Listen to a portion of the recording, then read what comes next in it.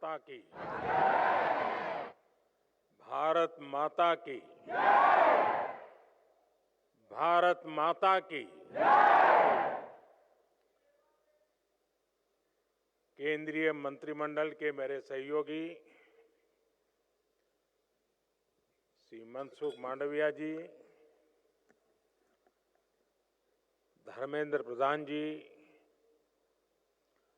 जयंत चौधरी जी, रक्षा खड़से जी, संसद के सदस्यगण, अन्य महानुभाव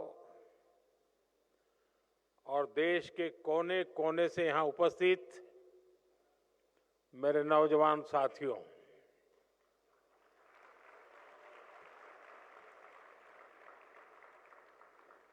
भारत की युवा शक्ति की ऊर्जा से आज ये भारत मंडपम भी ऊर्जा से भर गया है, ऊर्जावान हो गया है।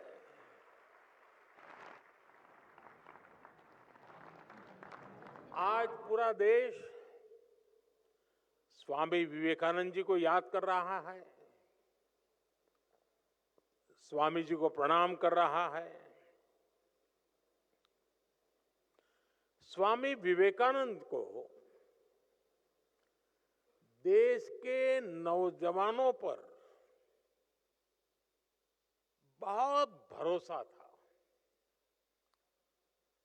स्वामी जी कहते थे, मेरा विश्वास युवा पीढ़ी में है, नई पीढ़ी में है।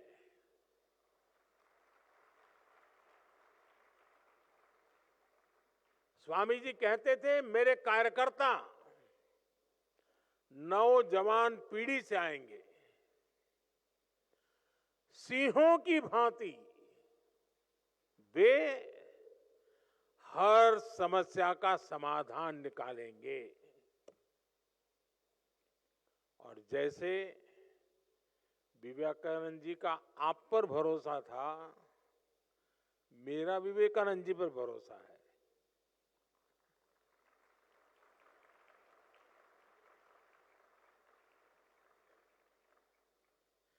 मुझे उनकी कही हर बात पे भरोसा है। उन्होंने भारत के नौजवानों के लिए जो सोचा है, जो कहा है, मेरा उसमें अंधविश्वास है।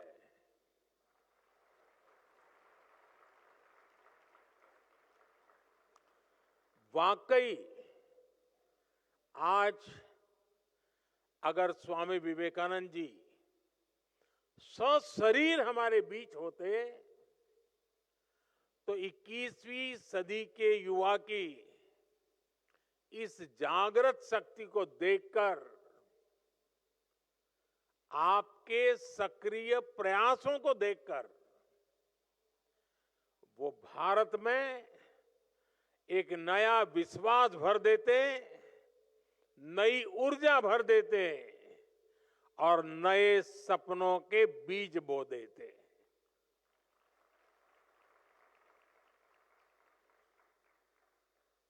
साथियों, आप लोग ये भारत मंडपम में हैं।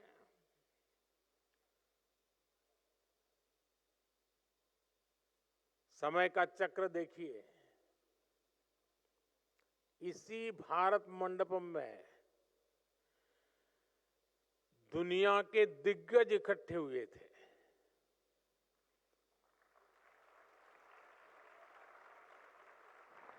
और वे दुनिया का भविष्य क्या हो उस पर चर्चा कर रहे थे।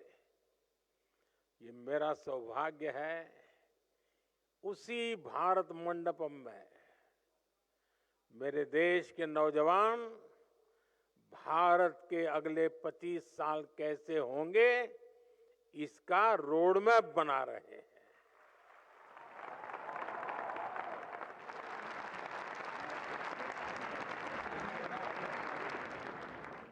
साथियों, कुछ महीने पहले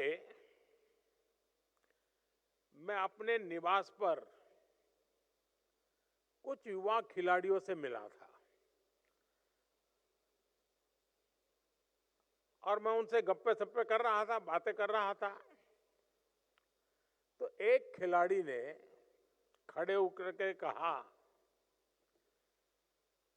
कि मोदी जी, दुनिया के लिए आप भले प्रधानमंत्री होंगे, पीएम होंगे, लेकिन हमारे लिए तो पीएम का मतलब है परम मित्र।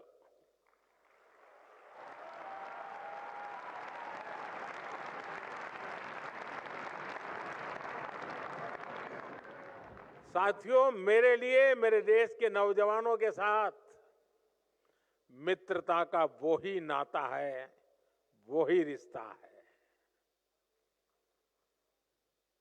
और मित्रता की सबसे मजबूत कड़ी होती है विश्वास। मुझे भी आप पर बहुत विश्वास है। इसी विश्वास ने मुझे मेरा युवा भारत यानी माय भारत के गठन की प्रेरणा दी। इसी विश्वास ने विकसित भारत यंग लीडर डायलॉग का आधार बनाया। मेरा यह विश्वास कहता है, भारत की युवा शक्ति का सामर्थ्य भारत को जल्द से जल्द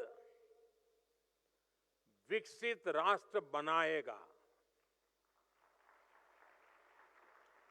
साथियों, आंकड़ों का जो जोड़ भाग करते रहते हैं, उनको लगता होगा ये सब बहुत मुश्किल है, लेकिन मेरी आत्मा कहती है, आप सबके भरोसे से कहती है कि लक्ष्य बड़ा जरूर है, लेकिन असंभव नहीं है।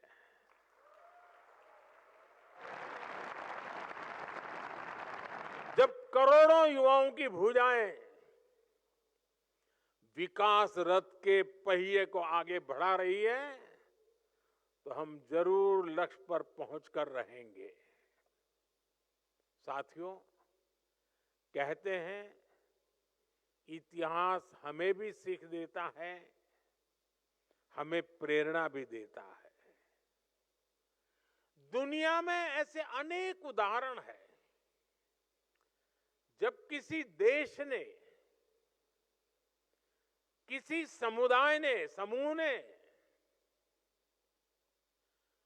बड़े सपने, बड़े संकल्पों के साथ एक दिशा में चलना शुरू किया, मिलजुल करके चलना शुरू किया और कभी भी लक्ष्य को भूले बिना चलते रहना तय किया। और इतिहास गवाह है कि वो सपनों को सिद्ध कर करके ही रहे, उन्होंने हासिल करके दिखाया।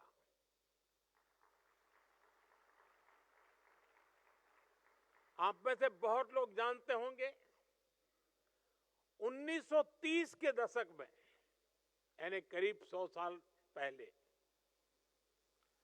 अमेरिका भीषण आर्थिक संकट में फंस गया था। तब अमेरिका की जनता ने ठाना कि हमें इससे बाहर निकलना है और तेज गति से आगे बढ़ना है। उन्होंने न्यू डील, उसका रास्ता चुना और अमेरिका न सिर्फ उस संकट से निकला, बल्कि उसने विकास की रफ्तार को कई गुना तेज करके दिखाया। ज्यादा समय नहीं, 100 साल। एक समय था जब सिंगापुर बेहाल था। एक मछुआरों का छोटा सा गांव हुआ करता था। वहां जीवन की मूल सुविधाओं तक का संकट था। सिंगापुर को सही नेतृत्व मिला और जनता के साथ मिलकर के सबने तय किया कि हम अपने देश को विकसित राष्ट्र बनाएंगे। वो नियमों से चले, अनुशासन से चले, सामूहिकता के भाव से चले और कुछ ही सालों में सिंगापुर एक ग्लोबल फाइनेंशियल और ट्रेड हब बनकर छा गया। दुनिया में ऐसे बहुत सारी देश हैं, घटनाएं हैं, समाज है, समूह है। हमारे देश में भी अनेक ऐसे उदाहरण रहे हैं। भारत के लोगों ने आजादी का संकल्प लिया। अंग्रेज सल्तनत की ताकत क्या नहीं थी, उनके पास क्या नहीं था, लेकिन देश उठ खड़ा हुआ, आजादी के सपने को जीने लगा, आजादी प्राप्त करने के लिए जूझने लगा, जीवन आहूत करने के लिए निकल पड़ा और भारत के लोगों ने आजादी हासिल करके दिखाई।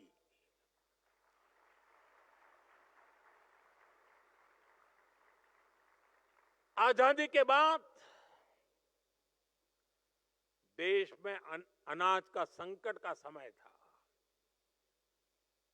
देश के किसानों ने संकल्प लिया और भारत को खाद्यान्न के संकट से मुक्त करके दिखाया।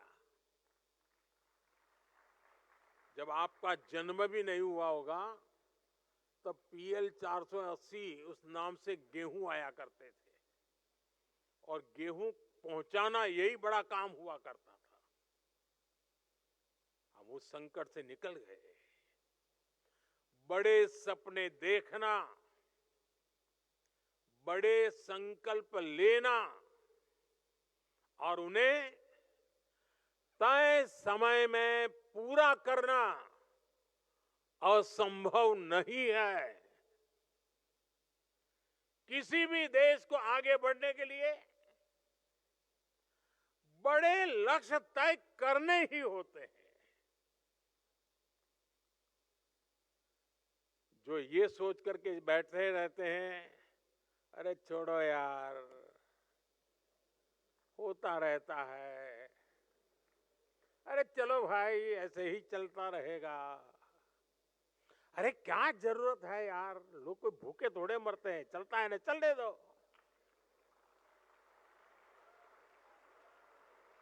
अरे कुछ बदलने की क्या जरूरत है, काहे को सर खपाते हो यार। जो लोग इस भावना में दिखते हैं ना, वो चलते फिरते हैं लेकिन मरी हुई लाश से ज्यादा कुछ नहीं होते हैं। वो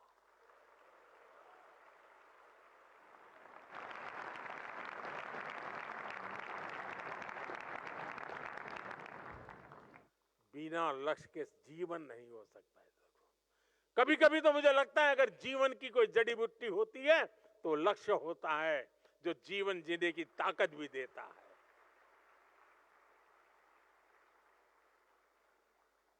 जब सामने एक बड़ा लक्ष्य होता है तो हम पूरी ताकत उसको पाने के लिए लगा देते हैं। और आज का भारत यही कर रहा है।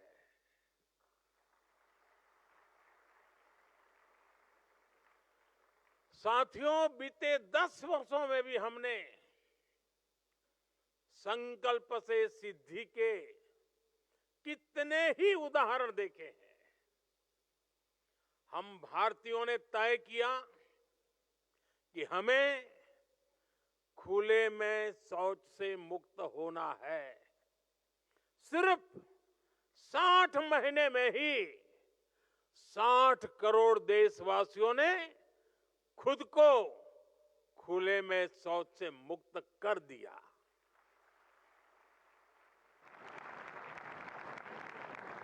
भारत ने हर परिवार को बैंक अकाउंट से जोड़ने का लक्ष्य रखा। आज भारत का करीब करीब हर परिवार बैंकिंग सेवा से जुड़ चुका है। भारत ने गरीब महिलाओं की रसोई को धुएं से मुक्त करने का संकल्प लिया। हमने 10 करोड़ से अधिक गैस कनेक्शन देकर इस संकल्प को भी सिद्ध किया। आज कितने ही सेक्टर्स में भारत अपने लक्ष्यों को तय समय से भी पहले हासिल करके दिखा रहा है। आपको कोरोना का समय याद होगा। दुनिया वैक्सीन के लिए परेशान थी। कहा जा रहा था कि कोरोना की वैक्सीन बनाने में बरसों लग जाएंगे, लेकिन भारत के वैज्ञानिकों ने समय से पहले वैक्सीन बनाकर दिखा दी।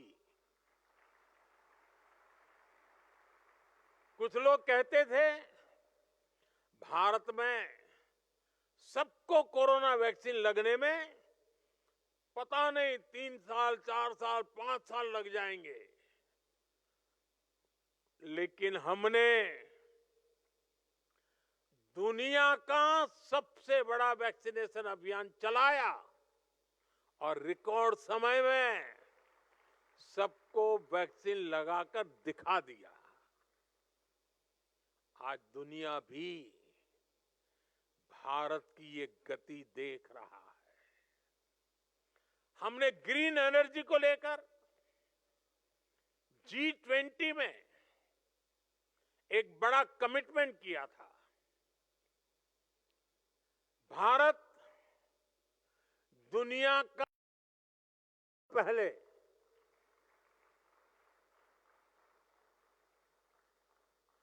अब भारत ने 2030 तक पेट्रोल में 20% इथेनॉल ब्लेंडिंग का टारगेट रखा है। इस टारगेट को भी हम 2030 के पहले, शायद आने वाले बहुत कम समय में, उसको हासिल करने वाले हैं। भारत की ऐसी हर सफलता संकल्प से सिद्धि का ऐसा हर उदाहरण हम सबके लिए प्रेरणा है। ये सफलता हमें विकसित भारत के लक्ष्य के प्रति हमारी कमिटमेंट और लक्ष्य के प्रति हमारी करीब जाने की गति तेज कर देती है। साथियों, इस विकास यात्रा में हमें एक बात कभी नहीं भूलनी है। हमें याद रखना है, बड़े लक्ष्य रखना और उन्हें हासिल करना ये सिर्फ किसी एक सरकारी मशीनरी का काम नहीं है।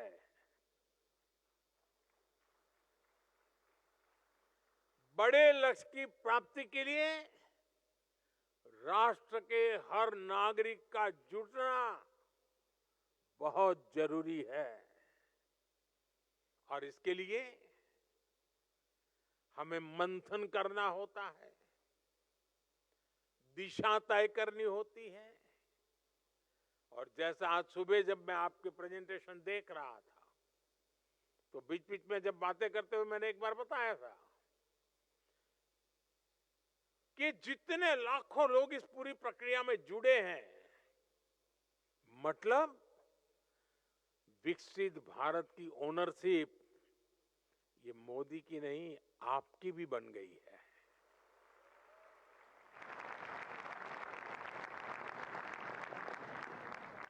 विकसित भारत यंग लीडर्स डायलॉग मंथन की इस प्रक्रिया का ही एक उत्तम उदाहरण है। ये ऐसा प्रयास है जिसे आप नौजवानों ने नेतृत्व दिया है। जिन युवाओं ने क्विज कंपटीशन में हिस्सा लिया, जिन्होंने ऐसे कंपटीशन में हिस्सा लिया,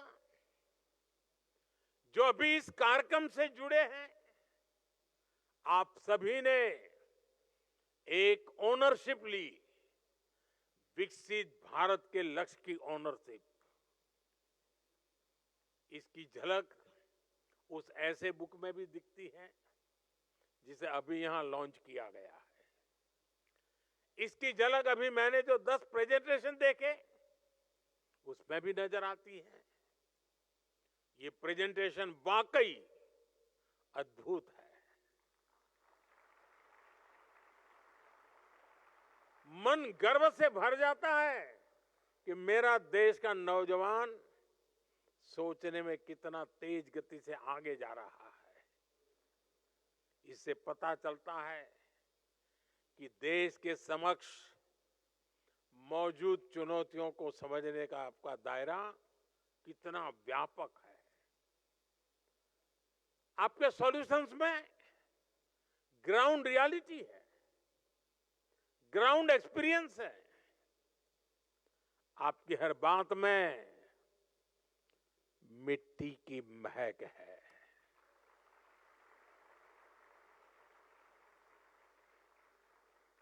भारत के युवा एसी के बंद कमरों में बैठकर नहीं सोच रहे। भारत के युवा की सोच का विस्तार आसमान से भी ऊंचा है।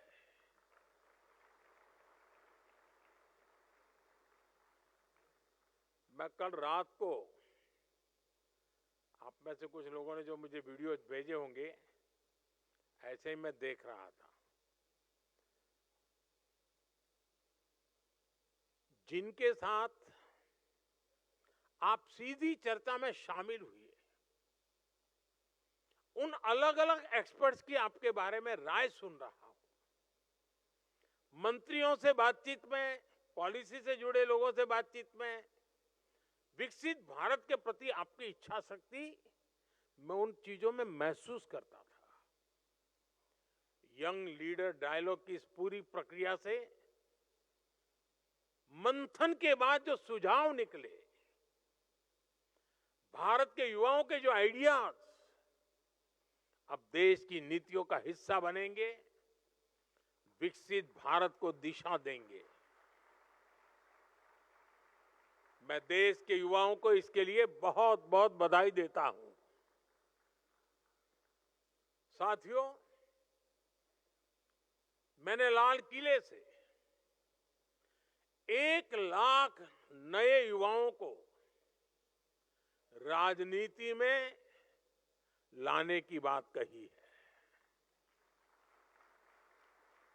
अपने सुझावों को लागू करने के लिए राजनीति भी बहुत शानदार माध्यम हो सकती है। मुझे विश्वास है आप में से ही अनेकों नौजवान राजनीति में भागीदारी के लिए भी आगे आएंगे। साथियों, आज आपसे बात करते हुए मैं विकसित भारत की एक भव्य तस्वीर भी देख रहा हूं। विकसित भारत में हम क्या देखना चाहते हैं, कैसा भारत देखना चाहते हैं। विकसित भारत यानी जो आर्थिक, सामरिक, सामाजिक, और सांस्कृतिक रूप से सशक्त होगा,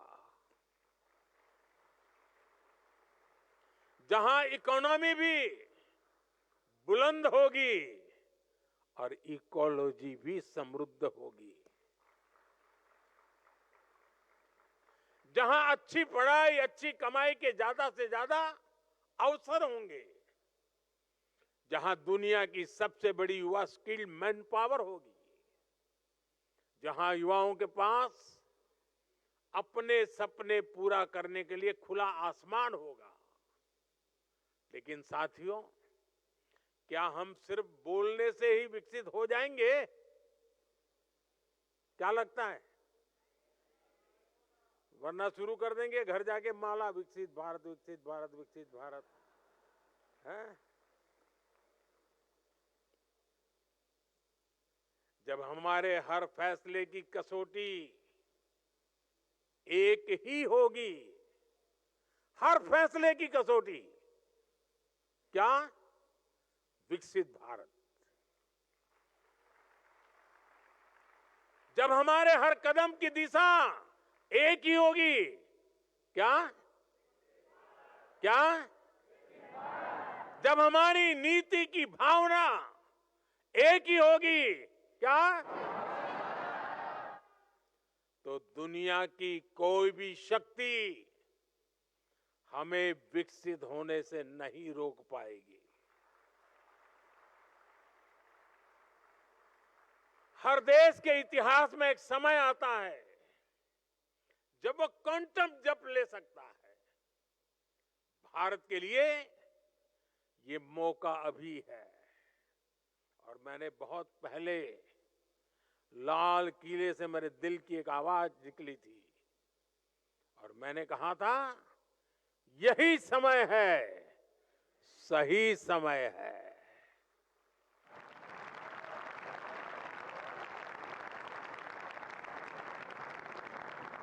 आज दुनिया के अनेक बड़े देशों में सीनियर सिटीजन्स की संख्या तेजी से बढ़ रही है और आने वाले अनेक दशकों तक भारत दुनिया का सबसे युवा देश रहने वाला है। बड़ी बड़ी एजेंसियां कह रही हैं कि भारत की जीडीपी में बड़ी बढ़ोतरी युवा शक्ति ही सुनिश्चित करेगा। इसी युवा शक्ति पर देश के महान मनीषियों ने इतना अगाध विश्वास किया है। महर्षि अरबिंदो ने कहा था, भविष्य का सामर्थ्य आज के नौजवानों के हाथों में है। गुरुदेव टैगोर ने कहा था, युवा शक्ति जरूर सपने देखे और उन्हें पूरा करने के लिए जीवन खपा दे। होमी जहांगीर भाभा कहते थे, युवाओं को नए नए प्रयोग करने चाहिए क्योंकि युवा हाथों से ही इनोवेशन होता है।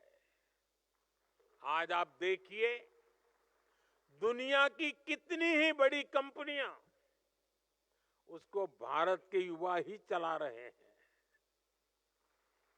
भारतीय युवाओं के सामर्थ्य की पूरी दुनिया मुरीद है। हमारे सामने 25 साल का गोल्डन पीरियड है, अमृत काल है और मैं पूरी तरह से आत्मविश्वास से भरा हूं। भारत की युवा शक्ति विकसित भारत का सपना जरूर साकार करेगी। सिर्फ 10 साल में आप युवाओं ने भारत को स्टार्टअप की दुनिया में टॉप 3 देशों में ला करके खड़ा कर दिया। 20 से 10 साल में आप युवाओं ने भारत को मैन्युफैक्चरिंग में इतना आगे पहुंचा दिया। सिर्फ 10 साल में आप युवाओं ने डिजिटल इंडिया का परचम पूरी दुनिया में लहरा दिया। सिर्फ 10 साल में आप युवाओं ने भारत को स्पोर्ट्स की दुनिया में कहां से कहां पहुंचा दिया। मेरे भारत का युवा जब हर असंभव को संभव कर रहा है तो विकसित भारत भी जरूर संभव कर दिखाएगा। साथियों, हमारी सरकार भी आज के युवाओं का सामर्थ्य बढ़ाने के लिए पूरी शक्ति से जुटी है। आज भारत में हर सप्ताह एक नई यूनिवर्सिटी बन रही है।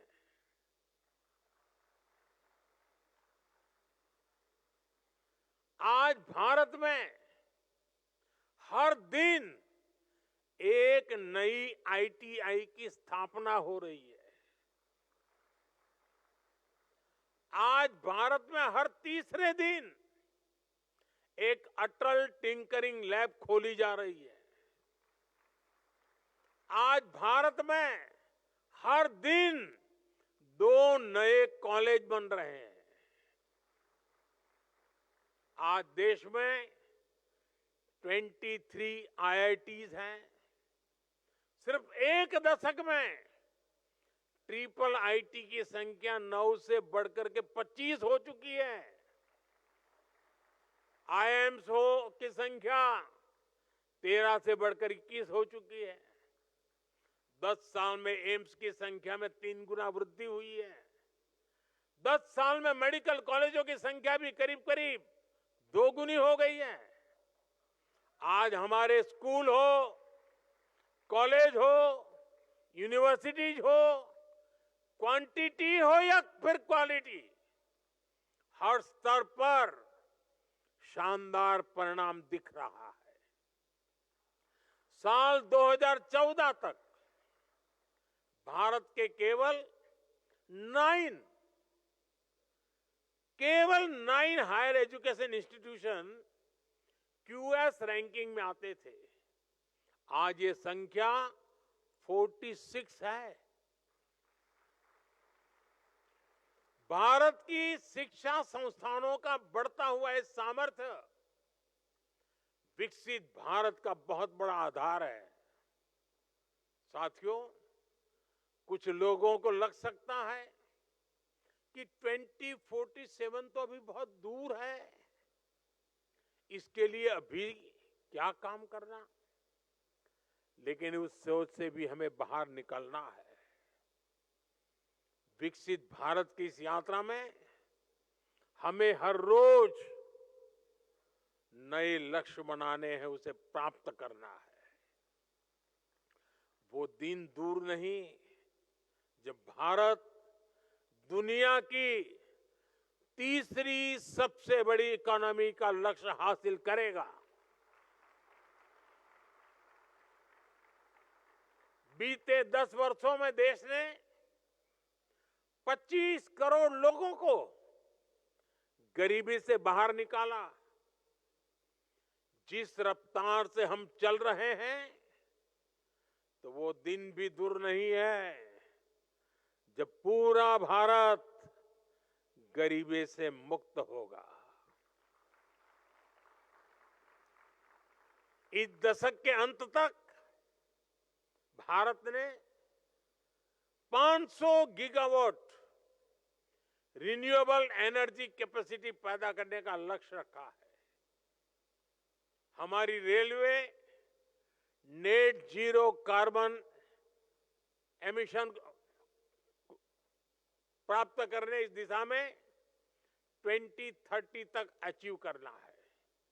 साथियों, हमारे सामने एक बहुत बड़ा लक्ष्य अगले दशक में ओलंपिक्स के आयोजन का भी है। इसके लिए देश जी जान से जुटा हुआ है। स्पेस पावर के रूप में भी भारत अपने कदम तेजी से आगे बढ़ा रहा है। हमें 2035 तक स्पेस में अपना स्टेशन स्थापित करना है। दुनिया ने चंद्रयान की सफलता देखी, अब गगनयान की तैयारी जोरों पर है। लेकिन हमें उससे भी आगे का सोचना है। हमें अपने चंद्रयान पर सवार करके किसी भारतीय को चांद पर लैंड करवाना है। ऐसे अनेक लक्ष्यों को पाते हुए ही हम 2047 तक विकसित भारत का लक्ष्य हासिल कर पाएंगे। साथियों, जब हम बढ़ती हुई इकोनॉमी के आंकड़े की बात करते हैं तो कुछ लोग सोचते हैं इससे हमारे जीवन पर क्या प्रभाव पड़ेगा। सच्चाई ये है कि जब इकोनॉमी बढ़ती है तो जीवन के हर स्तर पर उसका सकारात्मक प्रभाव पड़ता है। इस सदी के पहले दशक में भारत $1 ट्रिलियन की इकोनॉमी बना। मैं 21st सेंचुरी का फर्स्ट 10 ईयर की बात कर रहा हूं। तब इकोनॉमी की साइज छोटी थी, इसलिए तब भारत का खेती का बजट कुछ हजार करोड़ रुपए था। भारत का इंफ्रास्ट्रक्चर बजट 1 लाख करोड़ रुपए से भी कम था। और उस समय देश की क्या स्थिति थी? उस समय ज्यादातर गांव सड़कों से वंचित थे, बिजली से वंचित थे, नेशनल हाईवे और रेलवे की स्थिति बहुत खराब थी। बिजली, पानी जैसी बुनियादी सुविधाओं से भारत का बहुत बड़ा हिस्सा वंचित था। साथियों, इसके कुछ समय बाद भारत $2 ट्रिलियन की इकोनॉमी बना। तब भारत का इंफ्रास्ट्रक्चर बजट 2 लाख करोड़ रुपए से भी कम था। लेकिन रोड, रेल, एयरपोर्ट, नहरें, गरीबों के घर, स्कूल, अस्पताल, ये सब पहले के मुकाबले कुछ ज्यादा होने लगे। फिर इसके बाद भारत तेजी से $3 ट्रिलियन का इकोनॉमी बना। नतीजा ये हुआ कि एयरपोर्ट की संख्या 2 गुनी हो गई। देश में वंदे भारत जैसे आधुनिक ट्रेनें चलने लगी। बुलेट ट्रेन का सपना जमीन पर उतरने लगा। भारत ने दुनिया में सबसे तेज गति से 5G का रोल आउट किया। देश की हजारों ग्राम पंचायतों तक ब्रॉडबैंड इंटरनेट पहुंचने लगा। 3 लाख से अधिक गांवों तक सड़कें पहुंच गई। नौजवानों को 23 लाख करोड़ रुपए का बिना गारंटी वाला मुद्रा लोन दिया। मुफ्त इलाज देने की दुनिया की सबसे बड़ी योजना आयुष्मान भारत शुरू की गई। किसानों के बैंक खाते में हर वर्ष हजारों करोड़ रुपए सीधे जमा करने की योजना शुरू हुई। गरीबों के लिए 4 करोड़ पक्के घर बनाए गए। यानी अर्थव्यवस्था जितनी बड़ी होती गई उतना ही ज्यादा विकास के कार्यों ने गति पकड़ी, उतने ही ज्यादा अवसर बनने लगे। हर सेक्टर में समाज के हर वर्ग उसके लिए खर्च करने की देश की क्षमता उतनी ही बढ़ी। साथियों, आज भारत करीब करीब $4 ट्रिलियन इकोनॉमी है। इससे भारत का सामर्थ्य भी कई गुना बढ़ गया है। 2014 में जितना इंफ्रास्ट्रक्चर का पूरा बजट था, जितने पैसे में रेल, रोड, एयरपोर्ट सब बनाए जाते थे, उससे कहीं अधिक पैसे आज भारत सिर्फ रेलवे पे खर्च कर रही है। आज भारत का इंफ्रास्ट्रक्चर बजट 10 साल पहले की तुलना में करीब 6 गुना अधिक है। 11 लाख करोड़ से ज्यादा है। और इसका परिणाम आज आप भारत के बदलते हुए लैंडस्केप में देख रहे हैं। ये भारत मंडपम भी इसका एक खूबसूरत उदाहरण है। आप में से कोई लोग पहले अगर यहाँ प्रगति मैदान में आए हो तो मेले लगते थे बीच में और देश भर के लोग यहाँ आते थे। टेंट बना करके काम चलता था। आज ये सब संभव हुआ। साथियों, अब हम यहां से बहुत तेज गति से $5 ट्रिलियन इकोनॉमी के पड़ाव की तरफ बढ़ रहे हैं। आप सोचिए, जब हम 5 ट्रिलियन तक पहुंचेंगे तो विकास की स्केल कितनी बड़ी होगी, सुविधाओं का विस्तार कितना ज्यादा होगा। भारत अब इतने पर ही नहीं रुकने वाला। अगले दशक की समाप्ति होते होते भारत $10 ट्रिलियन के पड़ाव को भी पार कर जाएगा। आप कल्पना कीजिए, इससे बढ़ती हुई इकोनॉमी में जब आपका कैरियर आगे बढ़ेगा तो कितने सारे अवसर आपके लिए होंगे। आप जरा कल्पना कीजिए, 2047 में आप किस उम्र के होंगे? आप अपने परिवार की किन व्यवस्थाओं की चिंता में होंगे? आप कल्पना कीजिए 2047 में जब आप 40-50 के आसपास होंगे, जीवन के एक महत्वपूर्ण पड़ाव पर होंगे और देश विकसित हुआ होगा, तो उसके सबसे ज्यादा फायदा किसको मिलेगा?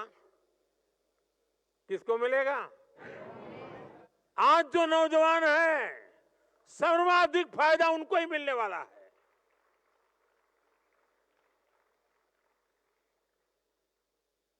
और इसलिए मैं आज आपको पूरे विश्वास से कह रहा हूं, आपकी पीढ़ी न सिर्फ देश के इतिहास का सबसे बड़ा परिवर्तन करेगी, बल्कि उस परिवर्तन की सबसे बड़ी लाभार्थी भी होगी।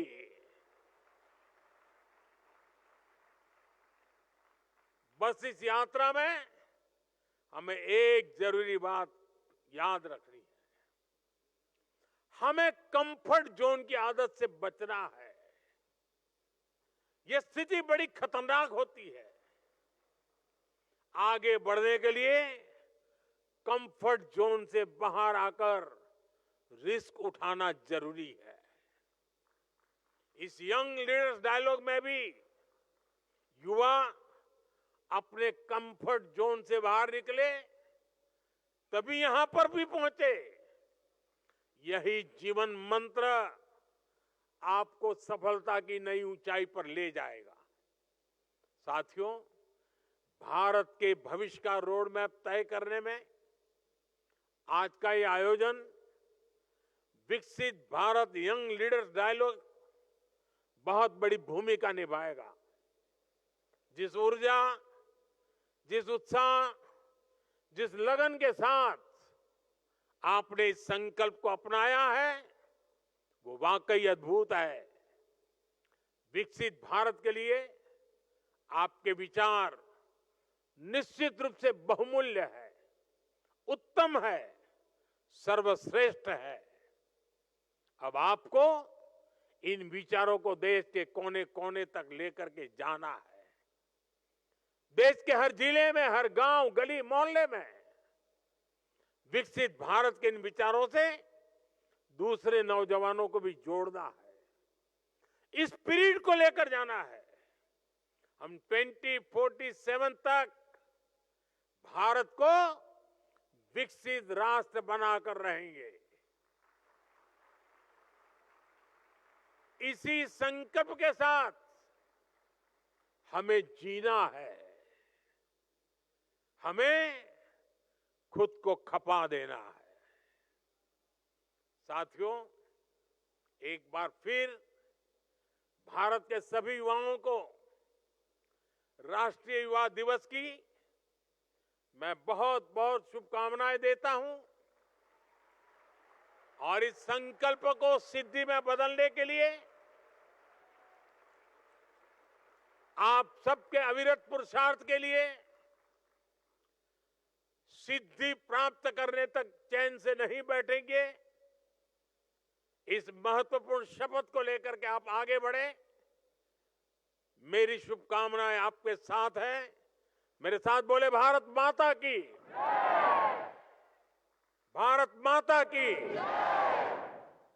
भारत माता की, वंदे वंदे वंदे वंदे वंदे वंदे वंदे वंदे वंदे वंदे वंदे वंदे।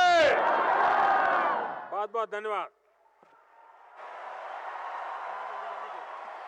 माननीय प्रधानमंत्री जी, दिल की गहराइयों से आपका धन्यवाद।